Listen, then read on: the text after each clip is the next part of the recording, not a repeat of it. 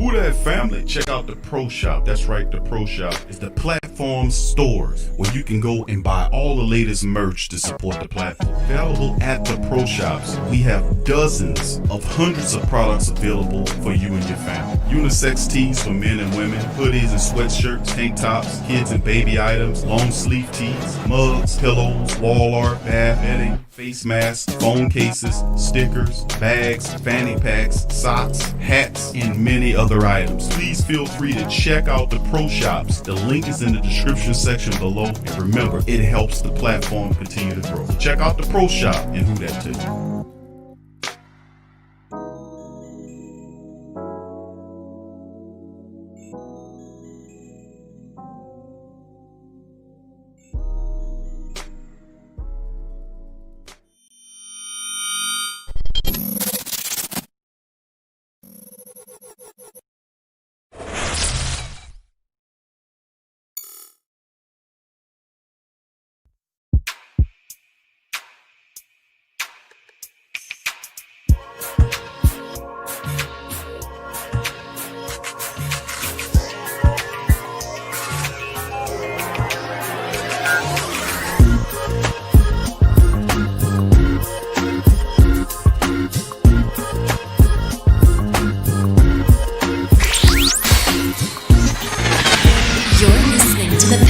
Post-game report on the PRO Media Network for all things Pelicans. For all things Pelicans, you're now tuned into the Pelican post-game report, and we're in the building. I'm Big Q chiming in on this installment of the Pelican post-game report. Big ups to the Pel family in the chat, in the building. Much love to the Pelican family members, the flock. Much love. And chiming in on this edition of the Pelican post-game report, flash report. In a losing effort, the Pelicans go down in a heap of burning, 129 to 118 back-to-back losses to the Utah Jazz in a disastrous road trip, winning one out of the last, 5 contests. I mean, it's just been a disastrous road trip for the Pelicans. So big ups to the family members for joining me on this edition of the Pelican Post-Game Report. Much love to everybody in the Jamon and Tramal. Big ups to the family members chiming in. I'm Big Q chiming in. We're going to bring in my co-host for tonight, Mr. DC. How you doing, my friend? I'm doing all right, bro. I'm a little wore out from watching all these people not give no effort. I don't know why I'm tired. Well, you're sick and tired. That's what's going on here. I mean, with this, and listen, 129 to 118, the Pelicans go down yet again to the Utah Jazz. They fall to 5-9 on a not so good looking matchup. So, without further ado, let's hit some statistics, family. Give me a second. I'm gonna share the screen, and we'll go right into some statistics. Yeah, we're gonna jump right into it. Why not? We got why not? Let's go ahead and have the funeral, bro. You ain't got to hold it off no longer. Right. You need to view the body or nothing. Nah, well, this is kind of crappy, man. In the matchup, the Pelicans, man, at one time had this game by double digits, allowed the Utah Jazz to fight their way back into it, and it just didn't look good after that. Field goal, Pelicans 42 of 85 from the field for 49%, respectable, very respectable. Utah was 44 of 88 for 50%. 3-point shooting, Pelicans were 11 of 25 for 44%, not bad.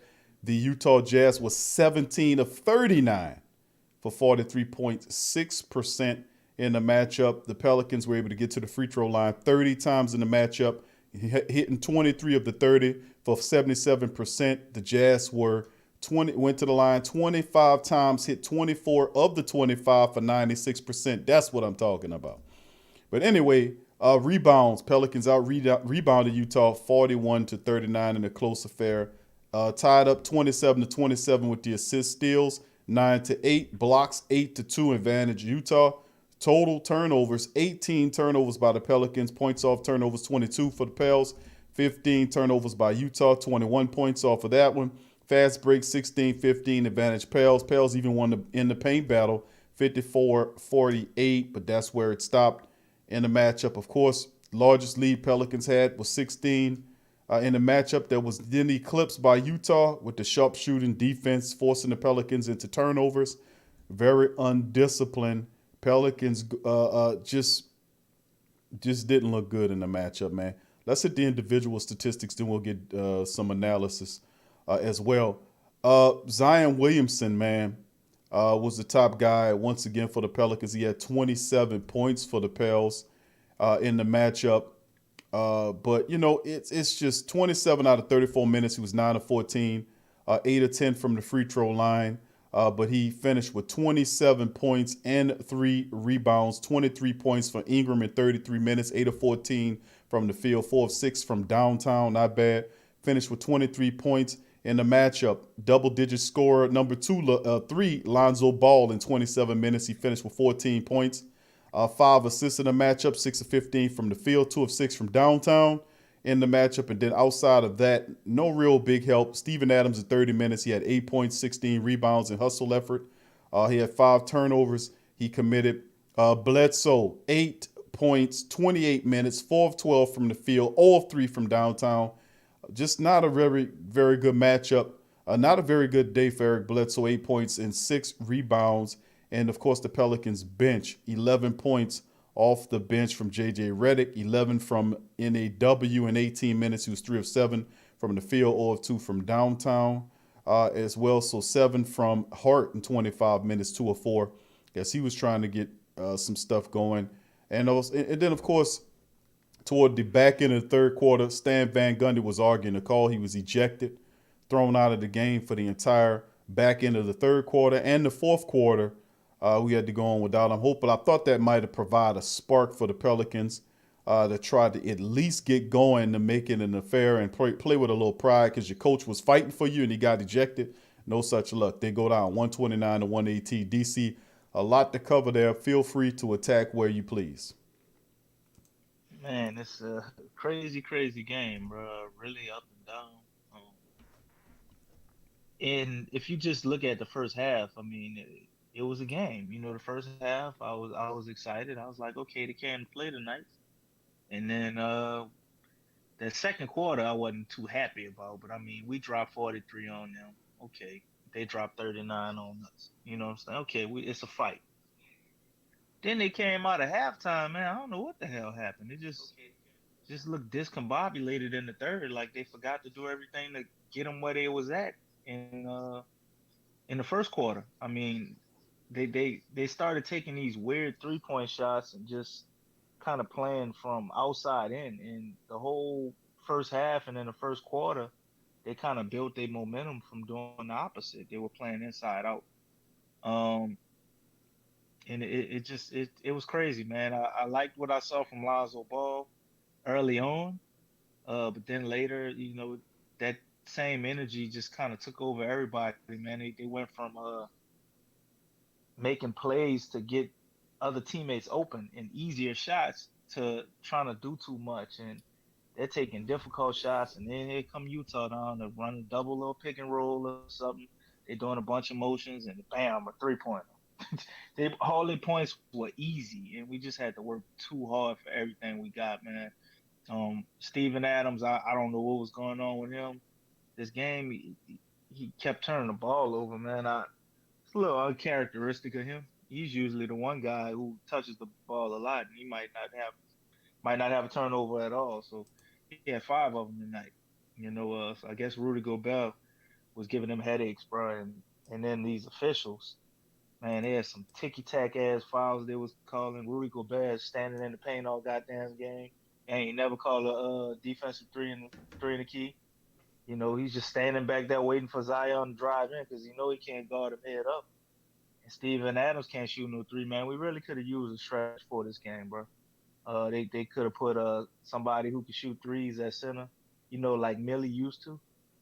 That would have been really nice, and I think that would have kind of changed the complexity of the game, especially going down those moments when we needed Zion to score because they were staggering Bi's minutes and his, and it worked real well in that first half and in the spell, man. And everything was just downhill from there. And it didn't really seem like we made the proper adjustments.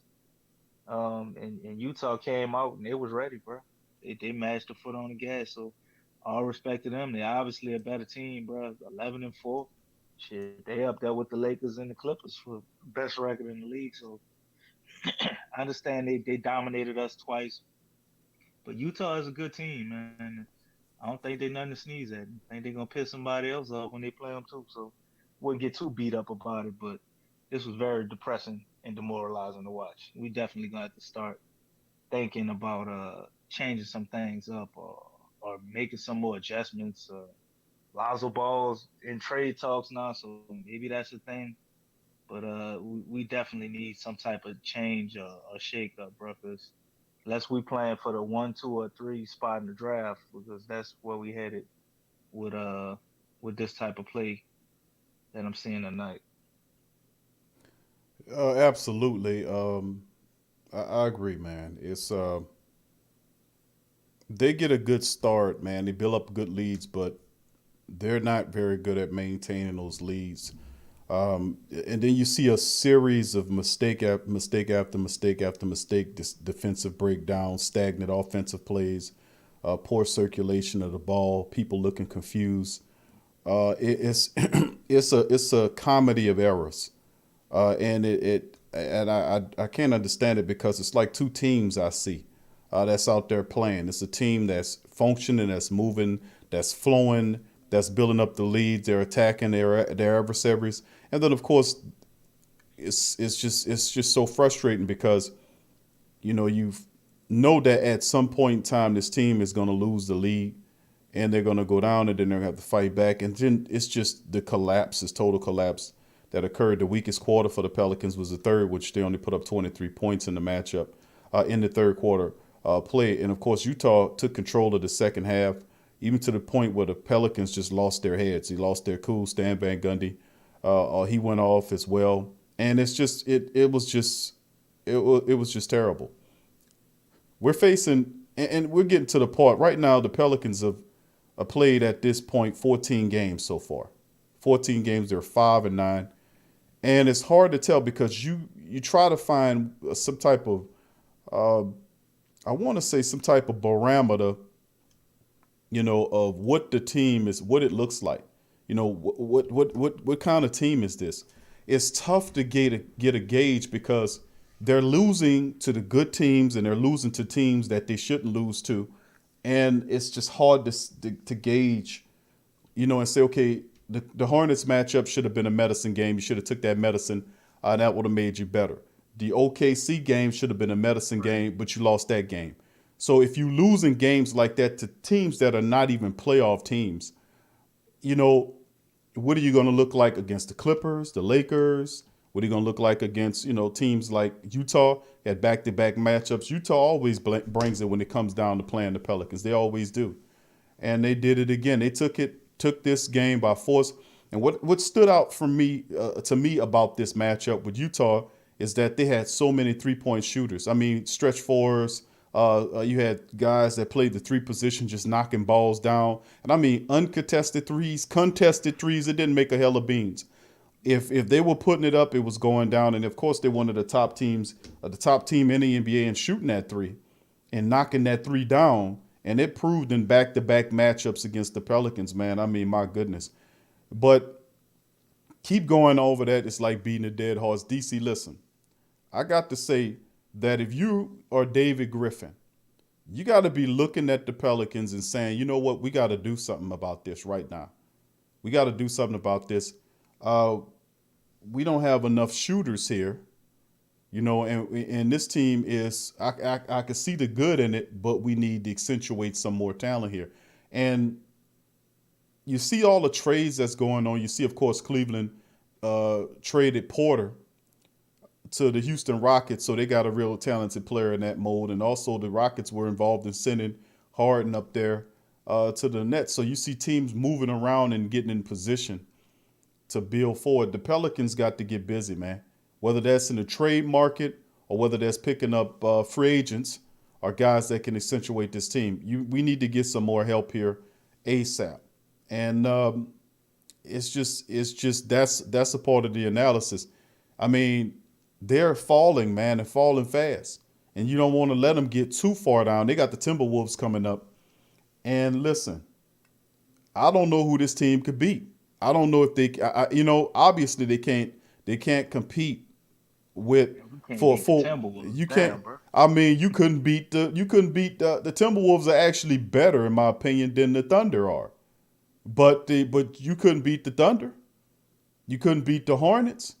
I mean, these are not playoff squads, and we struggling, and we have pretty good damn players on this team. So, in the long run, David Griffin doesn't have the comfortability to just sit there and wait for them to figure it out. He's gonna have to get involved here and get them some help. Find out what the hell you need. You need some more shooters, especially stretch fours, a stretch of big guys that can shoot the ball.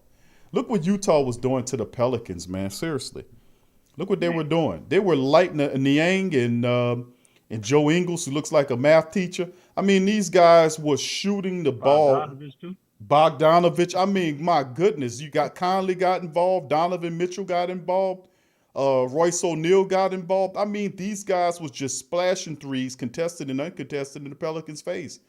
And if you was watching the Pelicans broadcast, I happened to flip over and watch the national broadcast with Reggie Miller, dead sounding ass up there, him and Kevin Hartman. His half dead. I don't know how Reggie Miller's still on television. His half dead ass, but he was even noticing, man, this team. I wouldn't be scared of this Pelican team. They don't have any shooters. And that's what he was saying. This coming from Reggie Miller, who is a Hall of Fame shooter, one of the best that ever did it. Saying that about the Right. Pelicans, this team don't have any shooters. You talk about a team, and you look at them, it's like, okay, Nico Melli was supposed to be that guy. He needs to be gone, and you got to bring some more guys. It's not working. You beating Josh Hart to death, giving them heavy minutes, even though it's like 20 something odd minutes. But for the grind, man, that's a physical 24 minutes for a guy like Josh Hart who plays with that intensity. He was upset and frustrated in the matchup as well. It's just a comedy of errors I'm seeing, and of course I think Stan Van Gundy is smart enough to figure it out. But David Griffin is not going to sit there idly by and watch this team collapse into its own footprint. He got to get involved, and he has to. Him and Stan Van Gundy got to get together and find out which players that's available in the free agency market or via trade that they can get in here to make stuff happen. And listen, I was a guy about keeping Lonzo Ball, but that might be one of your best pieces that you might be able to get some talented players to add to the mix of what you have. But my goodness, man, the Pelicans are, it's very confusing. And usually I have a barometer. I got an idea of what type of team this is. Well, through these 14, 15 games thus far, I don't know what type of team this is. I mean, I can't tell you. I'm sitting here looking, trying to figure out, okay, we obviously a team that can't play a full game. That's number one. I mean, number two, we're not very disciplined. Number three, we're very inconsistent because when the ball starts flowing at some point, it stops. We get stagnant. We stand around and start watching the ball. It was several different times where Steven Adams was standing at the top the key there, waiting for somebody to come and get the damn ball from him. So I'm like, what the hell is going on here? So I mean, and then of course sometimes I know that Zion Williamson has a favorable matchup in the paint with somebody, and they don't get him the ball. They don't cycle the ball around to get it to Zion so he can get in position to get an easy shot underneath. So I mean, it's a lot of stuff going on here. But most certainly, JJ Redick it probably is your best 3-point shooter, but behind there is nothing else, that is working for the team. It's nothing else. So, and you mentioned the Lonzo Ball rumors about the trade rumors out there, DC. Yeah. That's well stated because I've been seeing those reports as well. And then Knicks, right, the yeah, Raptors, yep. uh, Dallas, the Clippers. That might be The Knicks is the number one that I'm hearing about Lonzo Ball. just wondering which side leaked it. If it was his agent and Clutch Sports side, or if that's something that we did to get better offers. Who could tell, bro? I mean, that sounds like something sneaky and Lonzo played tonight.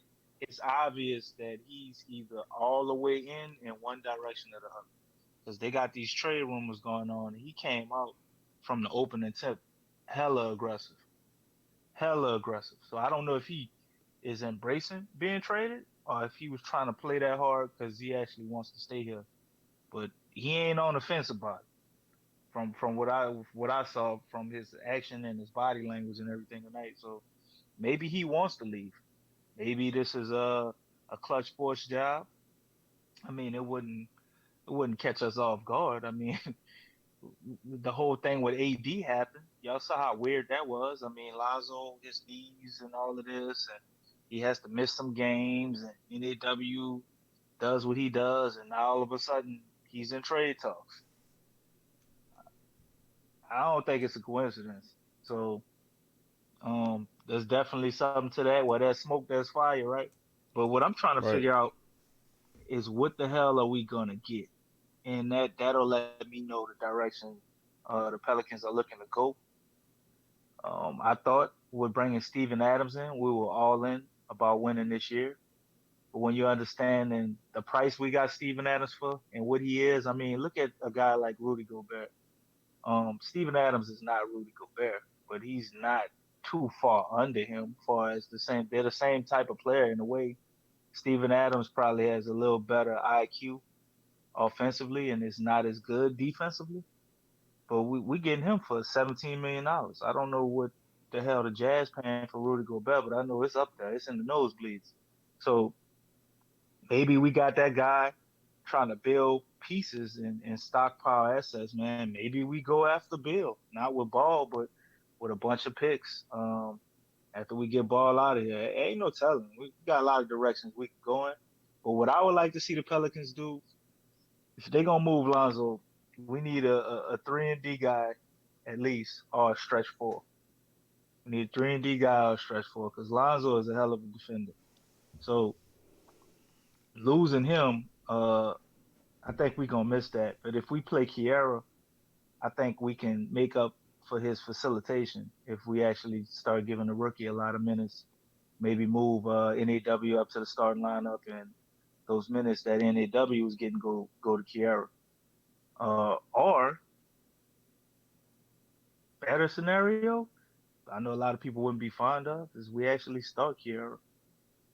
I think we're missing a point guard, and I think that little guy is a point guard as well as Lonzo Ball too. But he's just mad inconsistent, and this ain't the team for that. And I understand you saying you don't know what they are, Big Q, but imagine how I feel. I stuck my foot in my mouth around the fourth game. I said they've established an identity when they played against the Spurs. I really thought that the Pelicans had a formula and a way they were gonna go about winning. But I should have knew. It takes longer than 15 days or so they probably had to create a routine. You know, you need at least 21 days. And you seen all them Alvin Gentry habits start creeping back in after that, man. But it's gonna be interesting. Definitely, definitely. And I say maybe the next yeah, it's gonna be around February. Around February or something, bro. But at least we probably gonna see some moves. Maybe more than one. Cause Bledsoe not looking all that impressive either. Yeah. When I knew eventually the Pelicans were going to do something here. I mean, we had Bledsoe there, we had Lonzo there. Was a where would Lonzo play?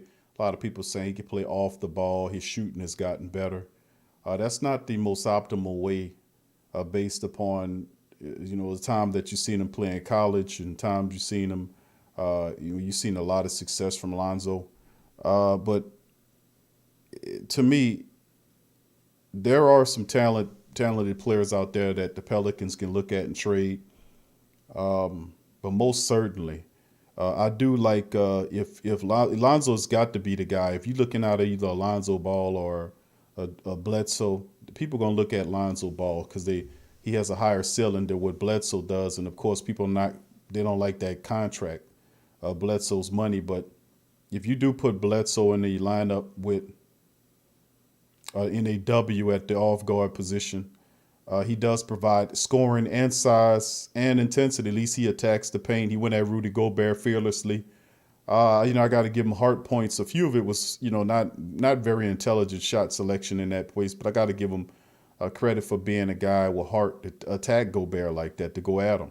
A lot of people shy away from the monstrous, stiff Rudy Gobert, but Kira Lewis to me is a really fantastic young player. I wouldn't put him in the starting lineup just yet.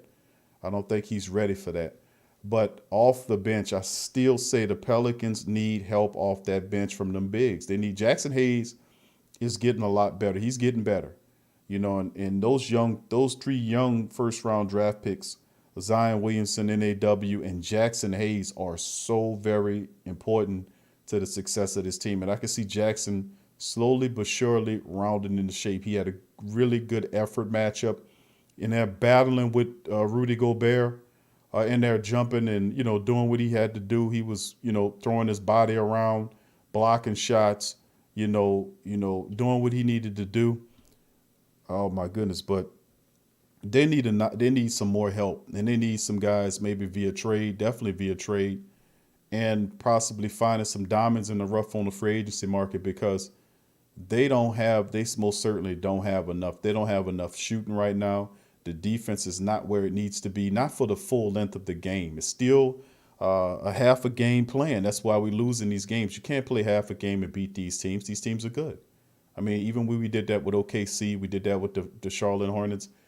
It should have been a gut check and for Lonzo to let his little brother, his team beat him. That shouldn't have happened. But like I said, the Pelicans are not exactly down, out of this stuff yet. But if you're David Griffin and you help put this team together, you see them free falling, and this last 5 contests, they're 1-4, and it was an ugly 1-4 out of the last 5.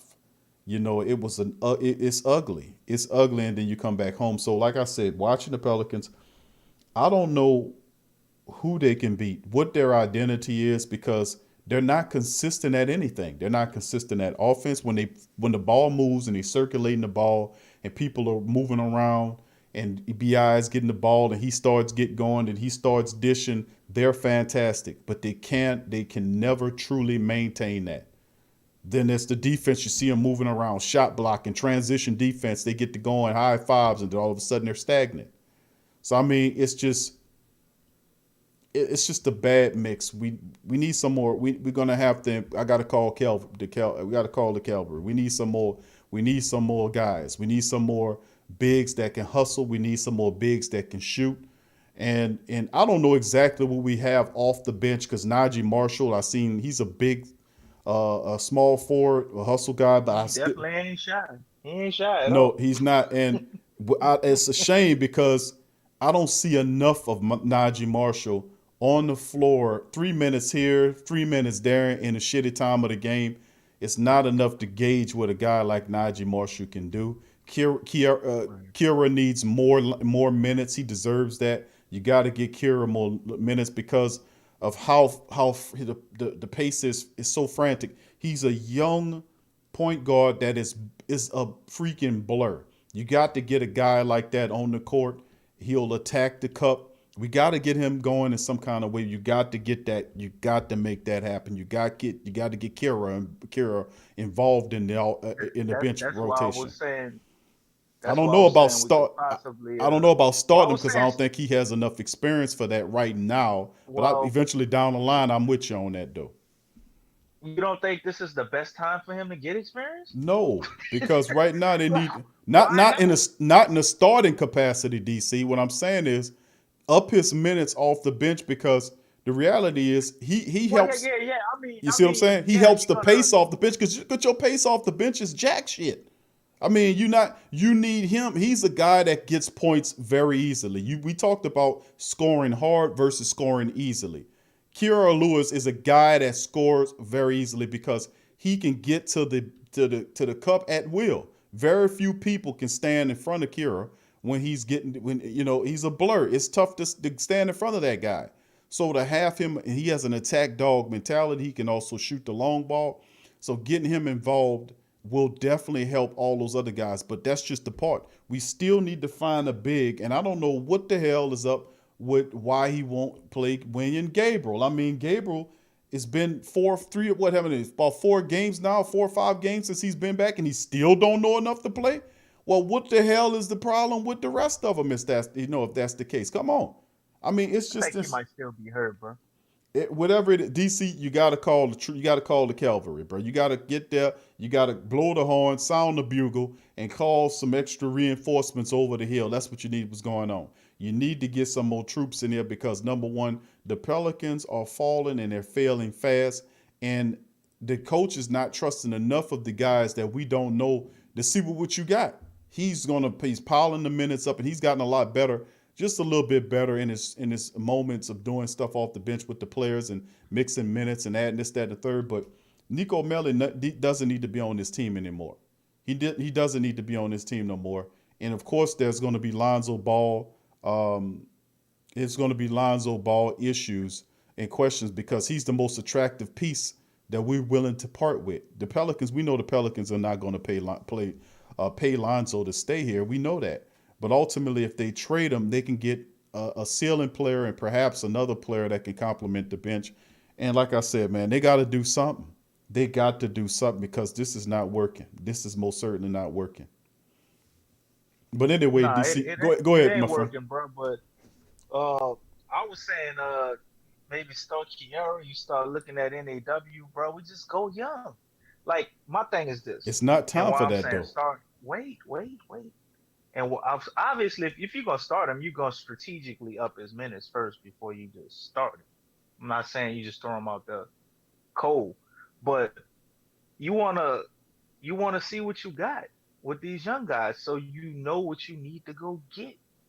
Obviously, the Lonzo Ball thing is gonna happen before that, but I'm saying once you want to see what you have.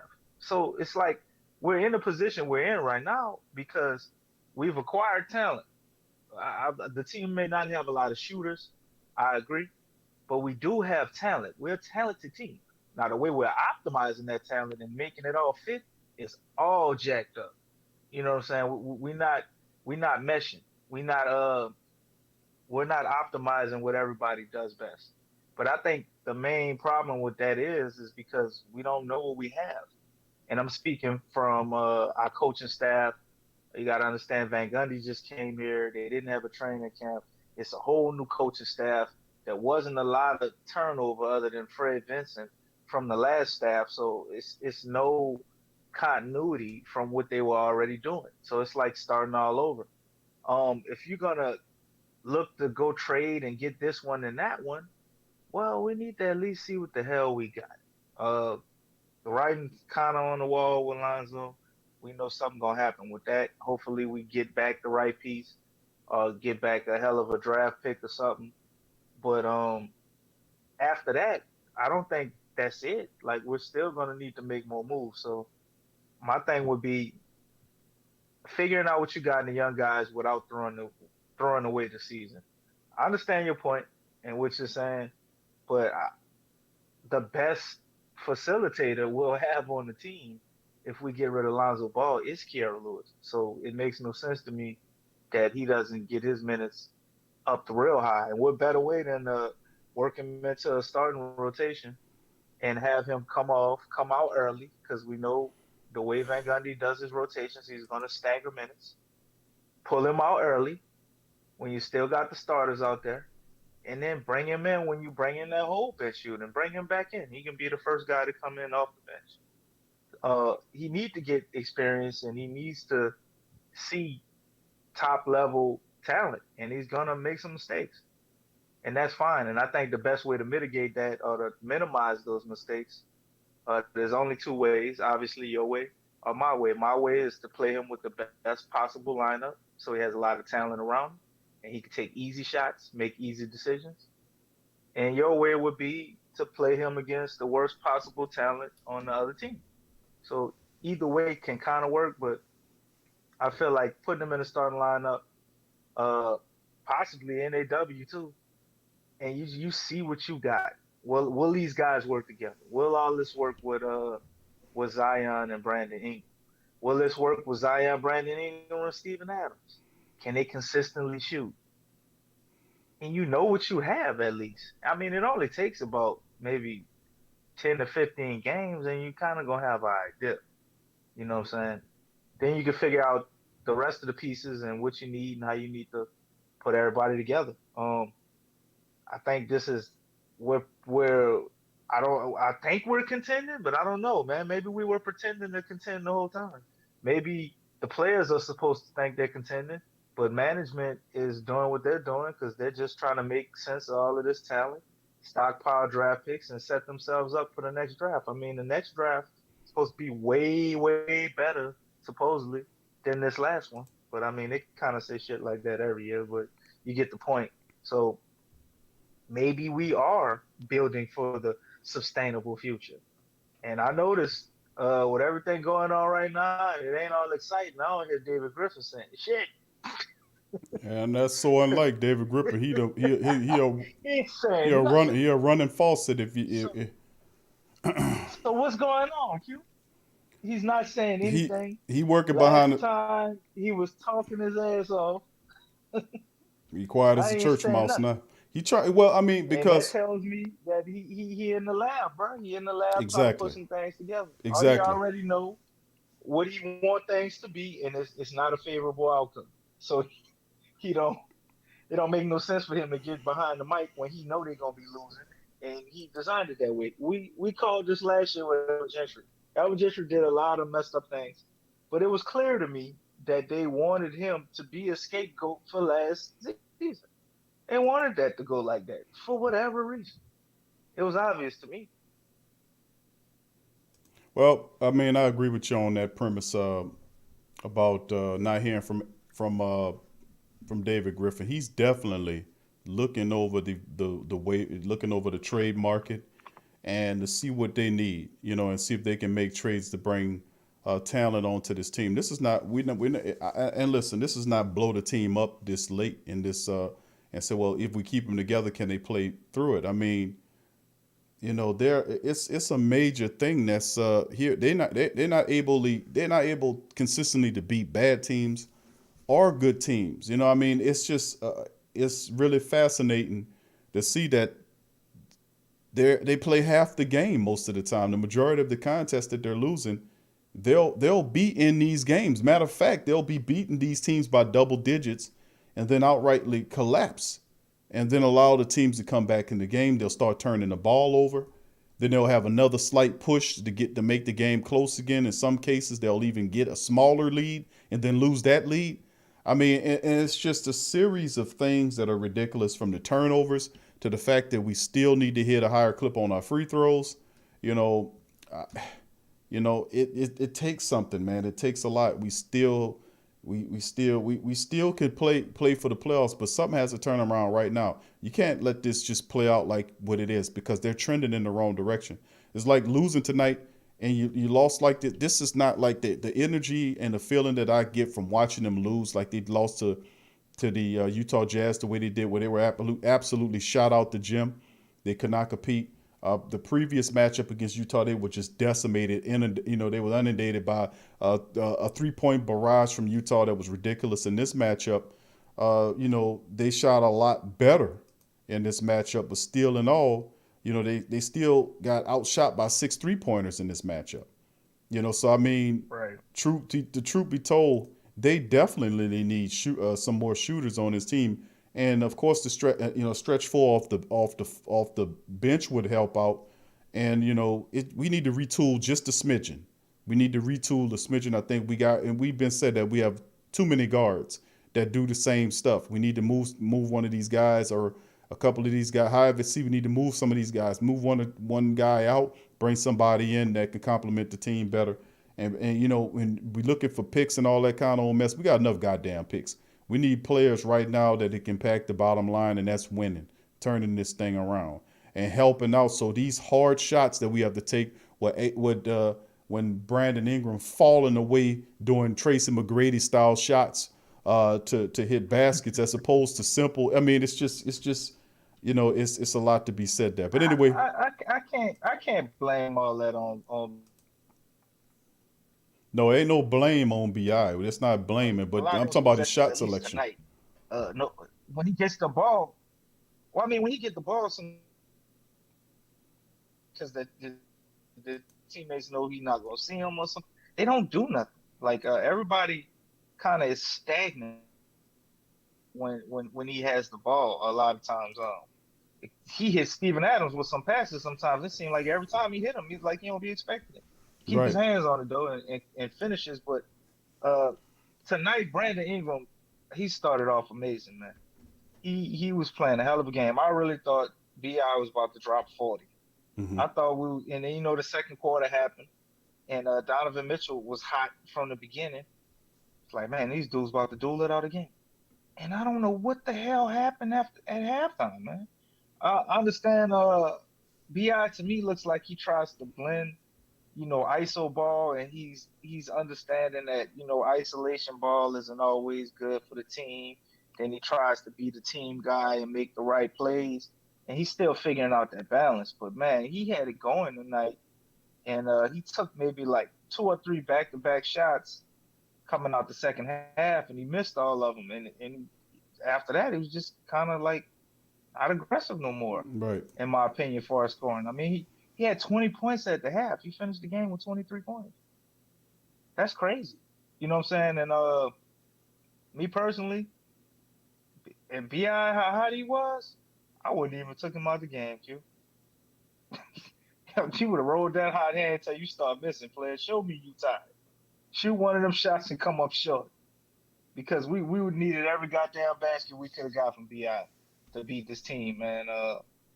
That's one of the things with Van Gundy that I kind of disagree with.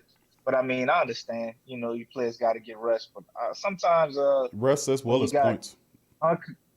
huh? You got to. I agree with what you're saying. I'm saying they got to get rest. There's two things the bench has to be able to do.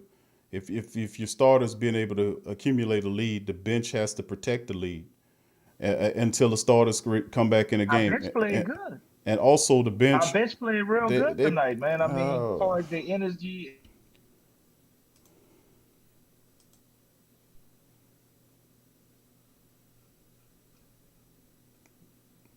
I just I mean I think consistently speaking, we need a lot more from the bench than what we've been getting. I mean, in many games, the bench is being outscored by the opposition. So I mean, in some of these games, the bench is being out hustled by the opposition's bench. So I mean, it's a lot of pressure on Bi and Zion to show up, and they're supposed to routinely because they're the stars of the team. The team is on their shoulders, and of course, we have complementary pieces like a Steven Adams and Bledsoe and all these other guys. But really, the team is on the shoulders of Zion and Bi, and if they thrive and their role players help them, we'll have some success. But they obviously need some more help than what we get, and they definitely got to up the pace here as well. He got to turn that meter up. He got to turn that temperature up and turn his damn pace up. Offensively speaking, he damn sure got to do that, man. He got to definitely do that. That's one of the things. All right, DC, let's segue to the next matchup, bro. The Timberwolves are next I up. thought this was the end of the season. How this shit felt, I forgot we got another game. Well, yeah, we got plenty of them.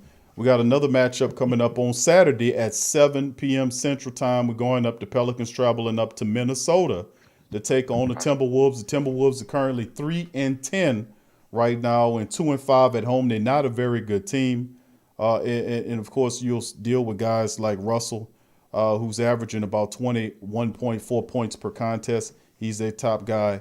And then, of course, I think Ricky Rubio and guys like that will be out. But this will be an interesting matchup. Minnesota averages 107 points a contest, and they give up 116 points per game. They're not very good, and they've lost 3 in a row as it stands. They're 1-9 in the last 10 contests. The Pelicans, they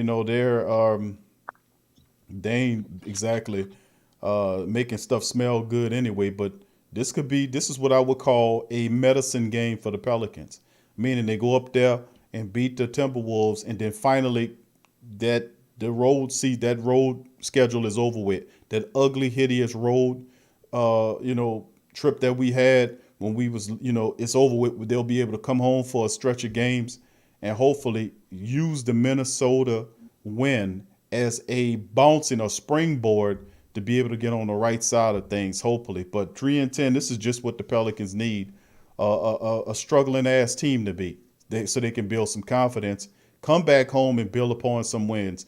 DC, what do you think about it? What give us some ways what the Pelicans need to do to get No this doubt. game? I mean, I agree with that. But, oh, I'm sorry. No, I'm done. Go ahead, bro. I think we got a delay or something tonight, bro. I can't tell, when when I'm stopping, are you going? But Minnesota, bro, it should be a layup.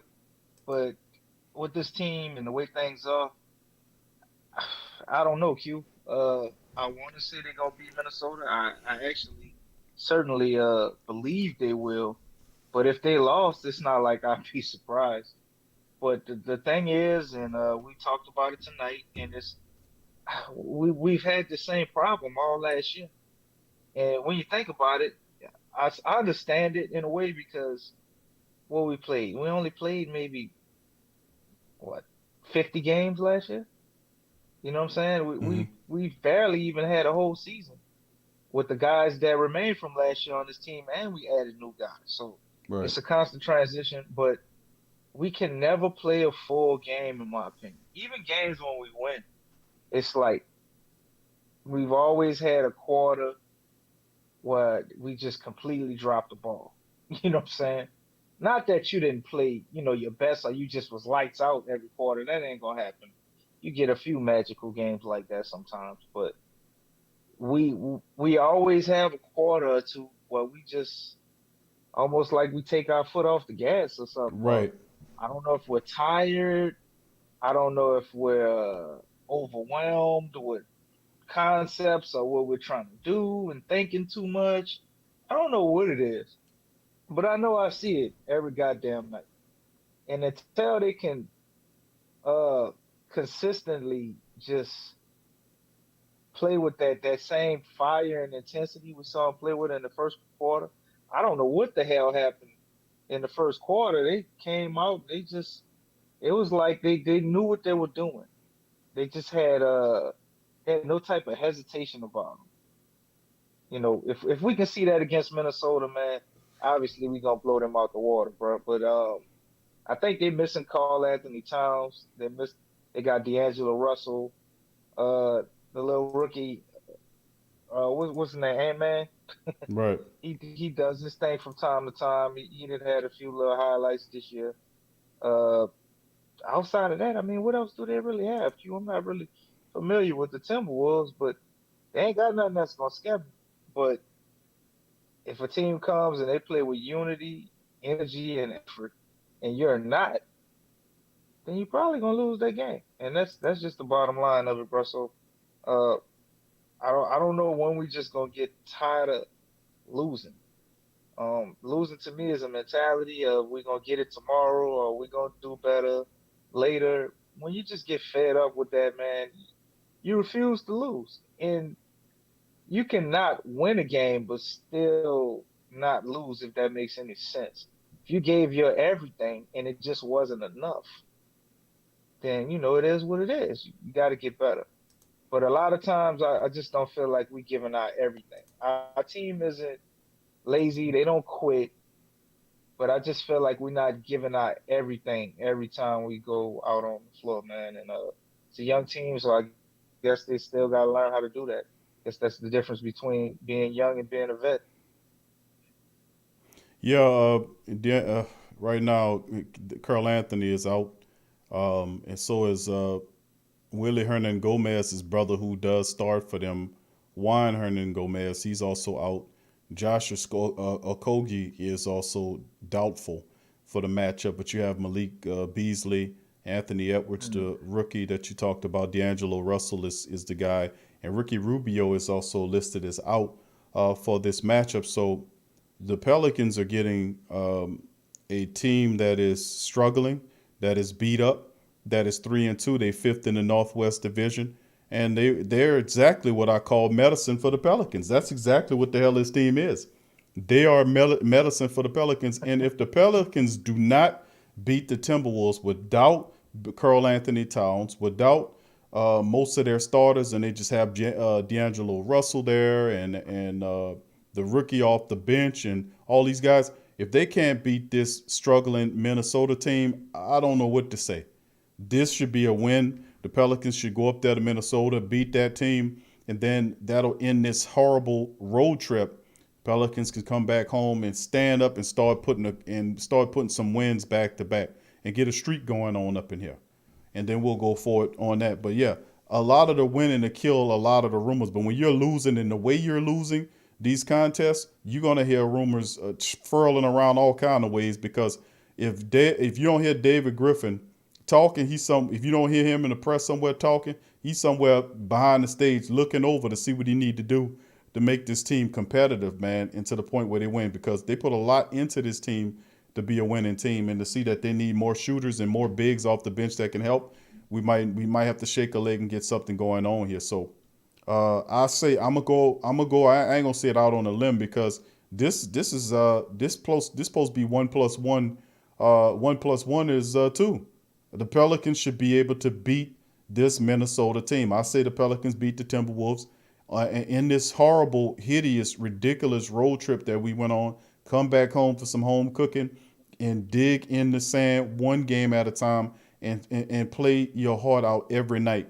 And that's what it needs to be. But my goodness, it's not like they're not talented. They were up on the Utah teams by double digit in each of these matchups. I mean, well, the last matchup here, and then ultimately, and I've seen this occur, this same troublesome trend in the previous losses that we've had on this road trip, that we'll go up and then we can't sustain a lead. We start turning the ball over. We get stagnant.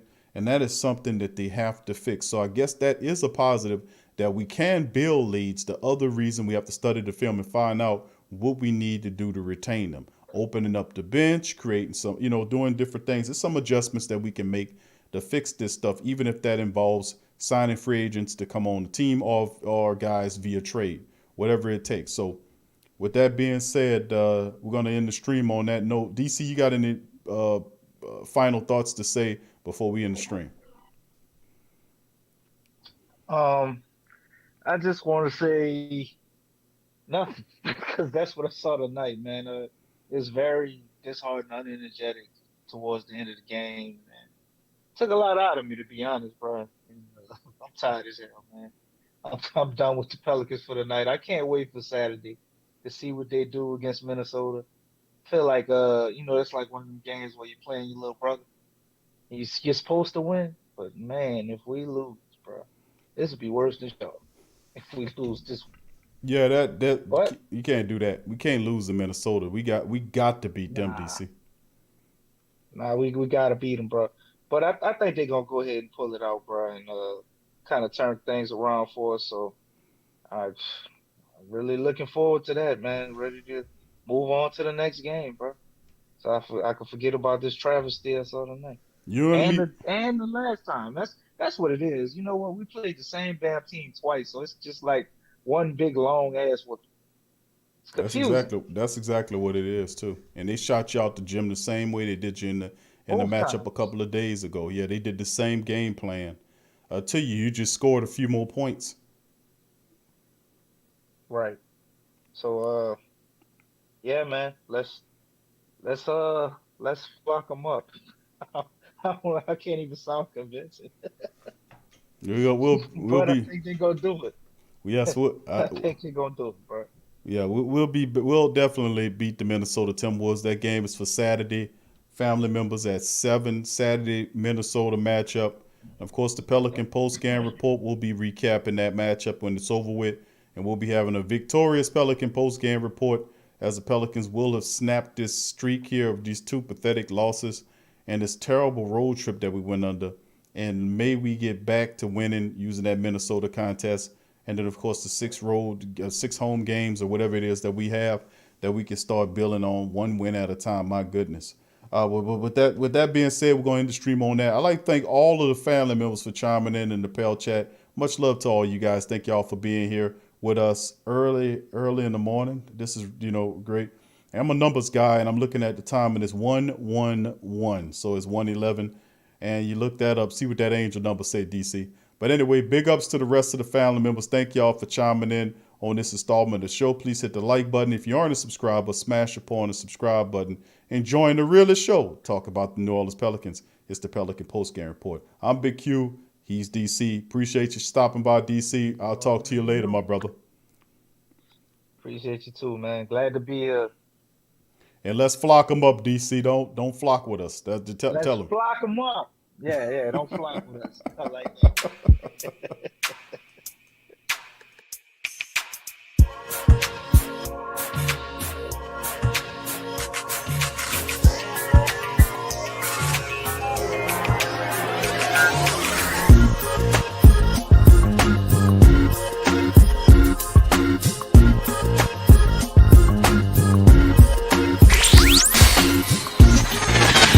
You're listening to the Pelicans postgame report on the PRO Media Network for all things Pelicans.